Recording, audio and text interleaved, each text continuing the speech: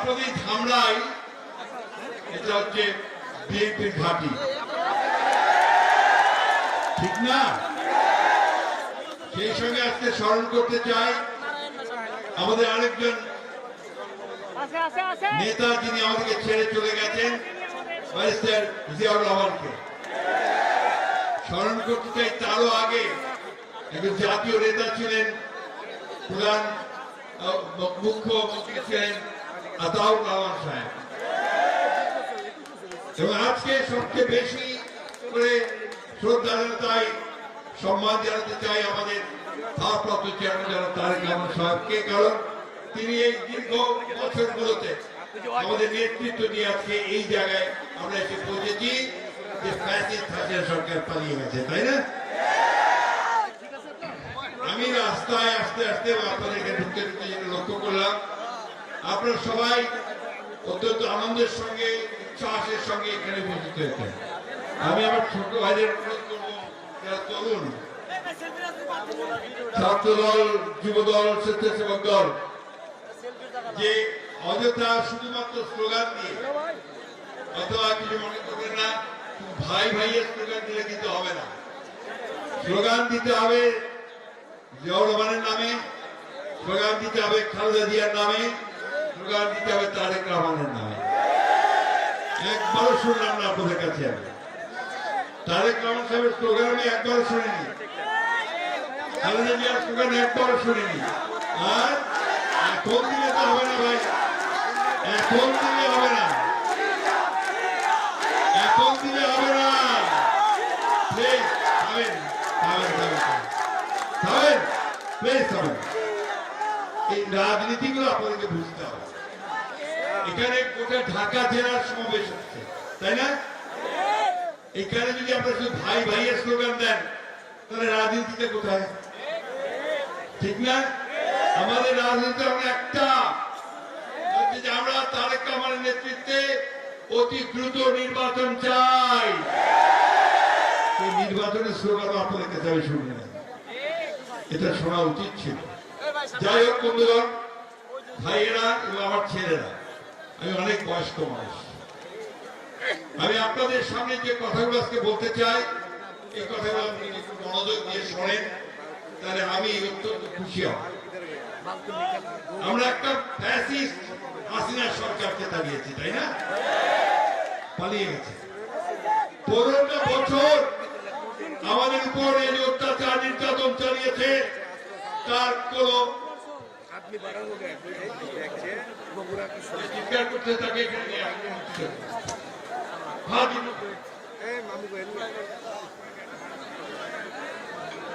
বন্ধুগণ, 15 বছর আমাদের উপর যে অত্যাচার নির্যাতন নিপীড়ন গেছে, তা পৃথিবীর ইতিহাসে কোন গণতান্ত্রিক দলের উপর এত অত্যাচার নির্যাতন চলেছে বলে আমার জানা নেই। আপনাদের খুঁজলে খুব কম মানুষ পাওয়া যাবে যাদের বিরুদ্ধে মিথ্যা মামলা নেই, তাই না? গায়েবী মামলা নেই, তাই না? জেলে যাননি এরকম লোক খুব কম খুঁজে পাবেন, এবং শহীদ হননি এরকম অনেকেই আছে আপনাদের এই জেলায়, আপনাদের সাভারে আছে, ধামরাই আছে, সব জায়গায় তুলে নিয়ে গেছে, গুম করে দিয়েছে, এক্সট্রা জুডিশিয়াল কিলিং অর্থাৎ বিনা বিচারে হত্যা করেছে, আপনার রাস্তার মধ্যে গুলি করে হত্যা করেছে। এমনকি এই বাবা প্লিজ চিৎকার করুন, এমনকি থানায় নিয়ে গিয়ে গুলি করে হত্যা করেছে, পঙ্গু করে দিয়েছে গুলি করে, ঠিক না? বাসায় কেউ থাকতে পারে না।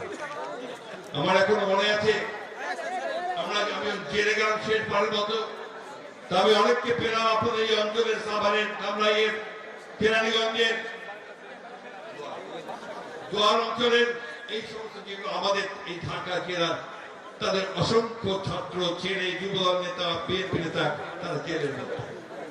তাদেরকে রাস্তা থেকে তুলে নিয়ে গেছে, বাড়ি থেকে তুলে নিয়ে গেছে, গার্মেন্টস ফ্যাক্টরিতে চাকরি করে কাজ করে তাকে তুলে নিয়ে গেছে, এবং কোন বিচারের ব্যবস্থা হয় নাই।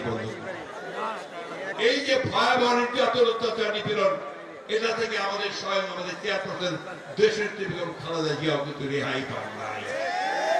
তাকে মিথ্যা সাজা দিয়ে, মিথ্যা মামলাতে সাজা দিয়ে তাকে 6 বছর বন্দী করে রেখেছে।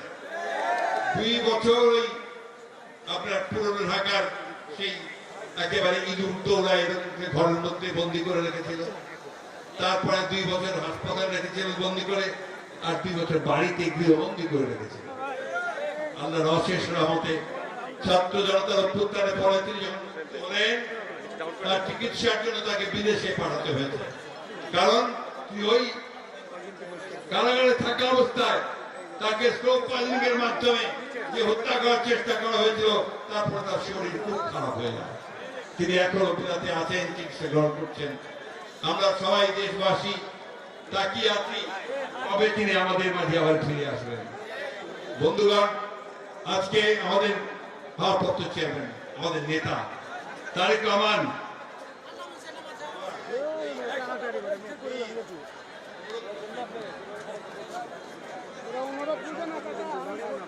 তাকে মিথ্যা মামলা দিয়ে আটক করে রাখা হয়েছিল, তার উপর নির্যাতন করা হয়েছিল, তাকে কপি করে ঝুঁকিয়ে উপর থেকে নিচে ফেলে দিয়ে তার কোমর ভেঙে দেওয়া হয়েছিল। আপনি জানেন কি আমি জানি, এই কথাগুলো আমি আপনাদেরকে জানাতে চাই। সেই তারেক রহমানকে নির্বাসিত করে তার বিরুদ্ধে 49টা 40টা মামলা 83টা মামলা দিয়ে তাকে দেশে যেন না আসতে পারে তার ব্যবস্থা করেছে। বন্ধুগণ, এখনো সেই মামলা শেষ হয় নাই, আমাদের সেই মামলাগুলো এখনো শেষ হয় নাই। আমরা এখনো কোর্টে যাই, আমাদেরকে হাজিরা দিতে হয়। বন্ধুগণ, এটা তো কথা ছিল না।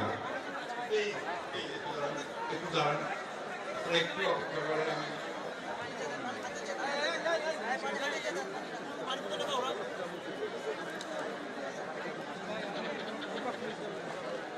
বয়স হয়ে গেছে, তো আগের মতো পারি না।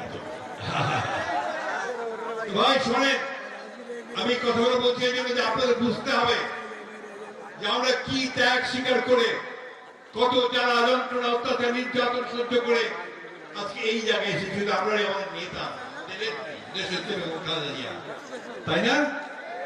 গণতন্ত্রের জন্য যদি কোনদিন আপোষ করেন নাই, বারবার চেষ্টা করা হয়েছে বিএনপিকে ভেঙে ফেলা, বিএনপি লোককে ভাগিয়ে নিয়ে যাওয়ার চেষ্টা করছে না, বহু চেষ্টা হয়েছে। একমাত্র যে ওই ব্যারিস্টার সাজান ছাড়া আর কাউকে নিতে পারে না। এবং আজকে অন্যান্য রাজনৈতিক দল যারা একই সঙ্গে আমাদের সঙ্গে ফ্যাসিস্ট বিরোধী আন্দোলন করেছেন, তাদেরকেও রেহাই দেয় নাই। এমনকি আমাদের আলেম ওলামাদেরকে পর্যন্ত রেহাই দেয় নাই। আমরা ভুলে যাই নাই সেই শাপলা চত্বরে আমাদের আলেমদেরকে, এতিমদেরকে নির্বিচারে হত্যা করার কথা আমরা ভুলে যাই নাই। আমরা ভুলে যাই নাই জামাত ইসলামের নেতাদেরকে ফাঁসি দেওয়ার কথা। আমরা ভুলে যাই নাই আমাদের নেতা সালাউদ্দিন কাদের চৌধুরী সাহেবকে ফাঁসিতে ঝুলানোর কথা। কোন অপরাধ ছিল তাদের? তাদের একটাই অপরাধ ছিল যে তারা গণতন্ত্র চাইতো, অধিকার চাইতো। তার অধিকার, আমরা দেশের মানুষের অধিকারের জন্য আন্দোলন করতো। বন্ধুগণ, এই হাসিনার সরকার, ফ্যাসিস্ট আওয়ামী লীগ সরকার অত্যন্ত সুপরিকল্পিত ভাবে এই দেশ থেকে রাজনীতিকে চিরতর নির্বাচিত করবার জন্য একটা মাত্র দল, তার দল থাকবে আর থাকবে না, এইভাবে সে পরিকল্পনা করে এগিয়ে যাচ্ছিল। বন্ধুগণ, থেকে কি করেছে? রাষ্ট্রের সমস্ত ব্যবস্থাটাকে ধ্বংস করেছে। সব যে সমস্ত ইনস্টিটিউশন, অর্থাৎ আপনার প্রতিষ্ঠানগুলো আছে, প্রতিষ্ঠানগুলো ধ্বংস করেছে। সবচেয়ে আগে ধ্বংস করেছে নির্বাচন ব্যবস্থা। ভোট দিতে যেতে পারবেন না, ভোট যেতেই দিতে যাবে না, তাই না? যাও 14 সালে ভোট হয় নাই, কোন ভোটই হয় নাই। 2014 সালে 154 জনকে বিনা প্রতিদ্বন্দ্বিতায় নির্বাচিত ঘোষণা দিয়ে সরকার গঠন করছে। আর ভোট কেন্দ্রগুলোতে কুত্তা গুলাগুলি করছে, ঠিক না? শফিউল আলম প্রধান তখন বলছিলেন, ওটা নাম দিয়েছিলেন যে কুত্তা মার্কা নির্বাচন। মনে আছে আপনাদের? হ্যাঁ, ওইটার কথাই বলেছিলেন। 18 সালে আমাদের সঙ্গে কথা বললেন ওই হাসিনা নিজে, ওয়াদা করলেন যে আমরা নির্বাচনে আসেন, আমি সব রকম সুযোগ সুবিধা দিব, আমি কোনো নিরপেক্ষতা করতে দেব, পক্ষপাতিত্ব করতে দেব না। নিরপেক্ষ নির্বাচন হবে। আমরা গণতন্ত্রের স্বার্থে সেই নির্বাচনে গিয়েছিলাম। কি দেখেছি নির্বাচনে? নির্বাচনে অনেক আগে থেকে আমাদের প্রার্থীদেরকে গ্রেফতার করে নিয়ে গেল, কাউকে ক্যাম্পেইন করতে দিত না, প্রচার করতে দিত না, আর আগে রাত্রে সব ভোটসিল মারি নিয়ে গেল। মনে আছে আপনাদের? রাতের নিশি রাতের ভোট। তারপরে আরেকটা নির্বাচন করলো 5 তারিখে 24 সালে, 24-এ, তাই না? সেটা হচ্ছে কি দামি নির্বাচন। আওয়ামী লীগ প্রার্থী হবে, আবার আওয়ামী লীগের নেতারাই তারা আবার প্রতিপক্ষ বা বিরোধী পক্ষ হবে, প্রতিদ্বন্দ্বী প্রার্থী হবে, তাই না? তামাশা আর কি, তামাশা, ভোটের তামাশা, গণতন্ত্রের তামাশা। এই তামাশা আমাদেরকে দেখিয়েছে এই সেটা। বন্ধুগণ, কয়েকদিন আগে আপনারা দেখেন নাকি ইউটিউব দেখেন? আপনারা ইউটিউব দেখেন তো না? ফেসবুক দেখেন? আমি কিন্তু দেখি না, ওটার মধ্যে অজস্র মিথ্যা থাকে। তারপর আমার একটা চোখে পড়ে গেল কি, হাসিনা কান্না করতে করতে বলতেছে যে আমার বাবার বাড়িটা, যেটা আমরা আপনার 32 নম্বরে আমরা দিয়ে দিয়েছিলাম, সেটাকে জাদুঘর করেছিলাম, সেটাকে পর্যন্ত ধুলায় মিশিয়ে দেওয়া হলো। কেন? কি আমার অপরাধ? অপরাধ আপনি এটাই তো এখনো বুঝতে পারছেন না হাসিনা। আপনার কি অপরাধ? আপনি একটা জাতিকে ধ্বংস করবার চক্রান্ত করেছেন। আপনি একটা জাতির অধিকারকে ধ্বংস করেছেন, তার স্বাধীনতা ধ্বংস করবার চেষ্টা করেছেন। আপনি দেশকে বিক্রি করে দিয়েছেন অন্যদের কাছে। আমার ধর্মকে ধ্বংস করার চেষ্টা করেছেন, আমার কৃষ্টিকে ধ্বংস করবার চেষ্টা করেছেন, আমার ইতিহাসকে বিকৃত করেছেন, সবকিছু ধ্বংস করে দিয়েছেন আপনি। আপনি এখনো বুঝতে পারেন না যে আপনার কি অপরাধ। আপনার কপাল ভালো, ভাগ্য ভালো যে আপনাকে যারাই হোক সেই হেলিকপ্টারে করে পাচার করে দিয়েছে, তা না হলে আপনাকে খুঁজে পাওয়া যেত না। বন্ধুগণ, সেদিন সামরিক বাহিনী একটা খুব ভালো ভূমিকা পালন করেছে, আমরা সেই জন্য তাদেরকে ধন্যবাদ। তারা পরিষ্কার করে হাসিনাকে বলে দিয়েছিল যে আপনার সামনে 2টা অপশন আছে, 2টা বিকল্প আছে। একটা হচ্ছে জান নিয়ে কেটে পড়েন, আর তাহলে এই গণভবনের মধ্যে আপনাকে পাবলিক কি করবে আমরা বলতে হবে। সেদিন লাখো লাখো মানুষ যখন চতুর্দিক থেকে আপনার সেই গণভবনের থেকে ছুটে গিয়েছিল, তখন কিন্তু হাসিনা পালিয়ে তার জীবন রক্ষা করেছে। তার দলের দিকেও তাকায় নাই, দেশের দিকেও তাকায় নাই, মানুষের দিকেও তাকায় নাই। এই নেতার উপরে, এই নেত্রীর উপরে কি মানুষের আস্থা থাকতে পারে? আস্থা থাকতে পারে? আমাদের নেত্রী দেশনেত্রী বেগম খালেদা জিয়া তিনি বারবার বলছেন এই দেশ ছেড়ে আমি কোথাও যাব না, এবং যাবেন না বলেই তিনি 6 বছর কারাগারে কাটিয়েছেন। আমাদের প্রতিষ্ঠাতা এই দেশের স্বাধীনতার ঘোষণা দিয়ে দিয়েছিলেন শহীদ প্রেসিডেন্ট জিয়াউর রহমান। ঠিক একইভাবে 1971 সালে যখন আওয়ামী লীগ পালিয়েছিল পাক হানাদার বাহিনীর আক্রমণে, তখন তিনিও পাকিস্তান হানাদার বাহিনীর আত্মসমর্পণ করে জীবন বাঁচিয়েছিলেন। এই হচ্ছে ইতিহাস, এটা বাস্তব, কেউ অস্বীকার করতে পারবেন না। আজকে সেই আওয়ামী লীগ, তারই উত্তরসূরি শেখ হাসিনা আবার ভারতবর্ষে গিয়ে আমাদের বিরুদ্ধে চক্রান্ত শুরু করেছে। প্রতিদিন আওয়ামী লীগের বলে তোমরা এখনো পারো না, তোমরা মারো, কাটো, জ্বালায় দাও, ওই সমস্ত কথাবার্তা বলতে থাকে, তাই না? আওয়ামী লীগের কেউ আসে? কোথায় গেল সব? কোথায় পড়াইল সব? কোথায়? বন্ধুগণ, এইভাবেই পালাতে হয়। সমস্ত স্বৈরাচারী সরকার, ফ্যাসিবাদী সরকার ওই নমরুদ ফুলাইনের মতো হয়, মৃত্যুবরণ করে অথবা পালিয়ে, তাই না? এটাই হচ্ছে পরিণতি। তাই আজকে বলতে চাই খুব পরিষ্কার করে যে আজকে ছাত্র জনতার আন্দোলনের মধ্য দিয়ে যে গণবিস্ফোরণ হয়েছে, সেই বিস্ফোরণের মধ্য দিয়ে যে সরকার আজকে এসে বসেছে, আমরা এই দেশের জনগণই তাকে আমরা ক্ষমতায় বসিয়েছি। ছাত্ররা, জনগণ, রাজনৈতিক দলগুলো সবাই মিলে তাদেরকে ডক্টর ইউনূসের মতো একজন সকলের কাছে গ্রহণযোগ্য মানুষ, নোবেল পুরস্কার পাওয়া মানুষ, সবাই তাকে আমরা সম্মান করি, শ্রদ্ধা করি। তার নেতৃত্বে একটা সরকার গঠন করা হয়েছে। আমাদের প্রত্যাশা, আমাদের অনেক প্রত্যাশা ছিল যে এই সরকার খুব দ্রুত যে সংস্কারগুলো করা প্রয়োজন সেই সংস্কারগুলো করে অতি দ্রুত জনগণের ক্ষমতা জনগণের হাতে ফিরিয়ে দেবে, তাই না? অর্থাৎ মানুষের হাতে যে ওই একটা ক্ষমতা আছে, ভোট দেওয়ার ক্ষমতা। এই 15 বছর তারা ভোট দিতে পারে নাই। এই যে তরুণ ছেলেরা এসে দাঁড়িয়েছে, স্লোগান দিচ্ছে, কাজ করেছে, এই সেই 24 এসে আন্দোলন করেছে, 15 বছর পর্যন্ত যুদ্ধ করেছে, সেই ছেলেরা কিন্তু একবার ভোট দিতে পারে না। তোমরা ভোট দিতে চাও না? ভোট দিতে চাও? বলো না তো ভাই, কি ব্যাপার, ধরে ছেড়ে বলবো তো নাকি? ভোট দিতে চাও? আমরা দেশের মানুষ ভোট দিতে চাই। নির্বাচনের মাধ্যমে আমাদের সরকার আমরা নির্বাচন করতে চাই।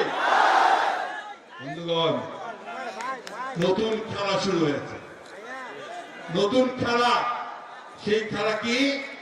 কিছু কিছু দল বলছে, কিছু কিছু দল বলছে যে জাতীয় সংসদ নির্বাচনের আগে স্থানীয় সরকারের নির্বাচন হতে হবে, অর্থাৎ ইউপি নির্বাচন, পৌরসভা নির্বাচন আর ওই উপজেলা নির্বাচনটা আগে হতে হবে। বন্ধুগণ, আমাদের অভিজ্ঞতা আছে, সরকার যদি জনগণের প্রতিষ্ঠিত না হয় এবং সে দেশে যদি শান্তি শৃঙ্খলা ফিরে না আসে, তাহলে এমনিতেই এই স্থানীয় সরকার নির্বাচনে নিয়ন্ত্রণ করা সম্ভব হয় না। প্রতিদ্বন্দ্বী প্রার্থীরা একে অপরকে খুন করে, মানুষকে মারে, আগুন জ্বালিয়ে দেয়, একটা নৈরাজ্য সৃষ্টি করে। আজকে আমি জানি না এই সরকার কি জেনে শুনে একটা দেশে একটা নৈরাজ্য সৃষ্টি করতে চান অথবা একটা গৃহযুদ্ধ করার দিকে যেতে চান, আমি জানি না। আমি আশা করবো যে তারা সেটা করতে দেবেন না। তো আমি রাজনৈতিক দলগুলোকে যারা বলছেন দু একটা দল যে স্থানীয় সরকার নির্বাচন আগে করতে হবে, তাদেরকে অনুরোধ করে বলতে চাই, দেশকে আর ধ্বংসের দিকে ঠেলে দেবেন না, দেশকে নৈরাজ্যের দিকে ঠেলে দেবেন না, এনআরকির দিকে ঠেলে দেবেন না।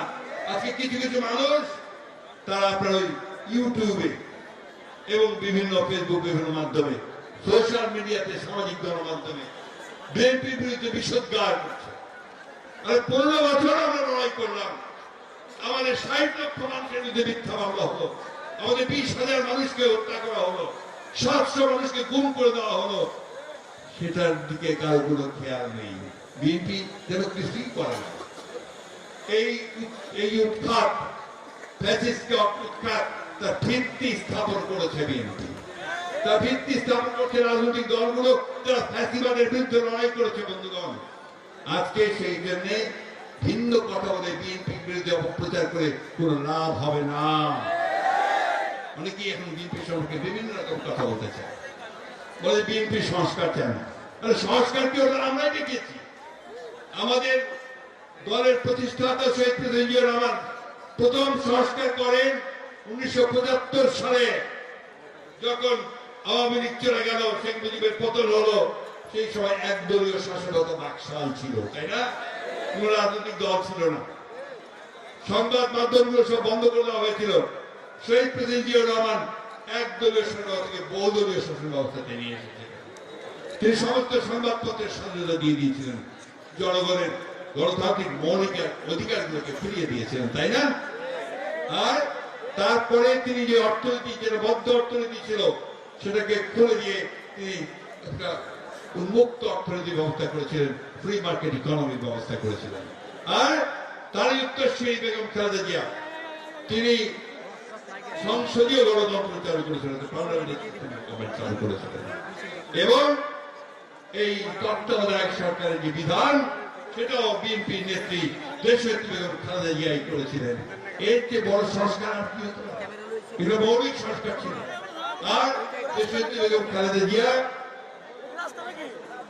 16 সালে তিনি ভিশন 2030 একটা দিয়েছিলেন, অর্থাৎ 2030 সালে বিএনপি কি করবে সেই হিসাবটা তিনি দিয়েছিলেন। সেখানে পরিষ্কার করে বলেছিলেন যে আমরা রাষ্ট্র ব্যবস্থার পরিবর্তন করতে চাই। আর এইবার 2022 সালে আমাদের নেতা ভারপ্রাপ্ত চেয়ারম্যান তারেক রহমান 31 দফা দিয়েছেন সংস্কারের সংস্কার করতে হবে, রাষ্ট্র ব্যবস্থা সংস্কার করতে হবে, রূপকাঠামো করতে হবে। কোনটা বলি নাই আমরা বলেছি প্রেসিডেন্ট এবং প্রধানমন্ত্রীর মধ্যে ভারসাম্য আনতে হবে। আমরা বলেছি দ্বিকক্ষ বিশিষ্ট পার্লামেন্ট করতে হবে যাতে সেখানে সকলের প্রতিনিধিত্ব আছে। আমরা বলেছি জুডিশিয়াল কমিশন করতে হবে, অর্থাৎ বিচার বিভাগে একটা কমিশন তৈরি করতে হবে, প্রশাসনিক কমিশন করতে হবে এবং নির্বাচনী ব্যবস্থার আমূল পরিবর্তন করে সেখানে অবশ্যই জনগণের জন্য উপযুক্ত একটা নির্বাচন ব্যবস্থা করতে হবে। এগুলো আপনারা দেখেন না চোখে, দেখবেন কারণ ওই যে আপনাদের মাথার মধ্যে ঢুকে গেছে যেখানে যে করেই হোক বিএনপি কে ঠেকাতে হবে। আরে বিএনপি কে ইচ্ছে করলে ঠেকানো যায়? বহু চেষ্টা হয়েছে বিএনপির জন্মের পর থেকে বিএনপি কে ভেঙে ফেলার জন্য, বিএনপি কে ধ্বংস করার জন্য বারবার এরশাদ চেষ্টা করেছে, হাসিনা চেষ্টা করেছে, সেই মহিউদ্দিন ফখরুলের সরকার চেষ্টা করেছে, কেউ সরাতে পারে না। 15 বছর ধরে এত নির্যাতন, নিপীড়ন, অত্যাচার, হত্যা, মামলা মোকদ্দমা সব করেছেন, একটা মানুষকে কেউ সরাতে পেরেছে? বন্ধুরা সরাতে পেরেছে নাকি? তবে আছে না বিএনপির সঙ্গে? জোরে জানান দেন, জোরে জানান দেন। এটা মনে করেন না যে হাসিনা পালাই গেছে বলে আমরা আপনার ক্ষমতা পেয়ে গেছি, এটা মনে করেন না। জনগণের ক্ষমতা সেদিনই হবে জনগণের হাতে ক্ষমতা ফেরত আসবে, জনগণ ভোট দিতে পারবে, সেই দিনই বিএনপি আপনার শক্তিশালী হবে। বন্ধুগণ, আজকে আমাদের এখানকার বক্তারা বলেছেন, আমার আগের বক্তারা, যে নিত্য প্রয়োজনীয় দ্রব্যের মূল্য বৃদ্ধি। চালের দাম কত হয়েছে ভাই এখন? কত? জোরে বলেন। 80 টাকা। সাধারণ মানুষ কি এটা কেনা সম্ভব? ডালের দাম বেড়ে গেছে, প্রত্যেকটা জিনিসের দাম, ডিম, মুরগি, মাছ, মাংস সবকিছুর দাম বেড়ে গেছে, তাই না? আমার যে মা ওই গার্মেন্টসে চাকরি করে, সে একটা ডিম খাওয়াতে চায় তার বাচ্চাটাকে, তাই না? সেই ডিমটুকু সে খাওয়াতে পারে না। বন্ধুগণ, আজকে এই অবস্থা দুর্ভাগ্যজনক ভাবে, দুঃখজনক ভাবে এই সরকারের সেই দিকে কোন লক্ষণ নেই। আপনারা দয়া করে ভাই থামেন, দয়া করে থামেন।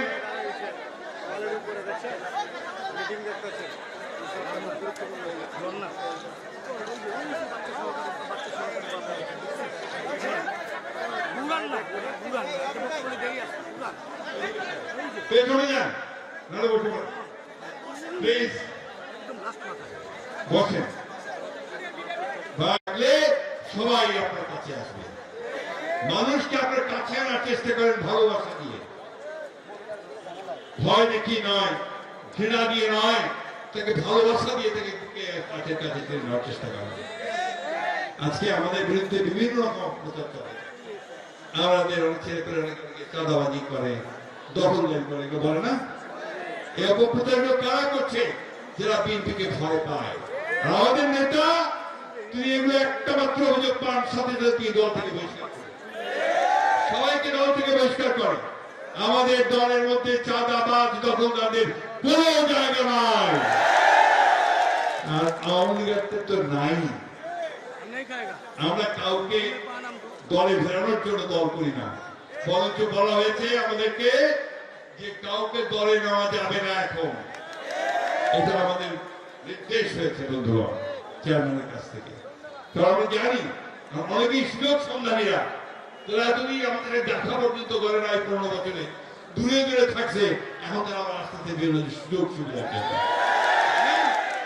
তাদের কাছ থেকে দূরে থাকবে। আমরা আমাদের লক্ষ্য একটা, এখন জনগণের ক্ষমতা জনগণকে ফিরিয়ে দেওয়া, তাদের ভোটের অধিকার তাদেরকে ফিরিয়ে দেওয়া, এবং সেই কথাই আমরা বলতে চাই যে ভোটের দিন জনগণেরা বলতে পারে আমার ভোট আমি দেব, যাকে খুশি তাকে দেব, তাই না? এই কথা বলতে চাই। কিন্তু এরা তো নির্বাচন পিছাতে চায়। কিছু লোক আছে জোট সাজস করে নির্বাচনটাকে পিছায় দিতে চায়, খালি পিছাতে চায়। কেন? যে নির্বাচন পিছায় দিলে তাদের লাভ, তারা বেশি দিন ক্ষমতায় থাকতে পারবে আর দল ভারী করার চেষ্টা করতে পারবে। ইতিমধ্যে ঘোষণা দিয়েছে, আমি শুনলাম আশফাক যেটা বললো, যে তারা বলেছে যে আওয়ামী লীগের লোক, জাতীয় পার্টির লোক, তারাও তাদের দলে আসতে পারবে। এটা করলে এটা প্রমাণিত হয়ে যাবে আমরা যে কথাগুলো বারবার বলছি, অবশ্যই নতুন রাজনৈতিক দল করতে পারবেন, আমরা স্বাগত জানাবো। কিন্তু ক্ষমতায় থেকে নতুন দল করলে লোকে আপনাকে কিংস পার্টি বলে চিহ্নিত করবেন, নেবে না, সেই ব্যবস্থা জনগণ কোনদিন মেনে নেবে না। আরেকটা কথা বলি ভাই, বক্তব্য শেষ করবো, রাখবো না। আমাদেরকে কিন্তু অনেক পথ পাড়ি দিয়ে এই জায়গায় আসতে হয়েছে, তাই না? আমরা কারোর সঙ্গে ঝগড়া বিবাদ দূরের কথা, আমরা ভালোবাসা করতে চাই।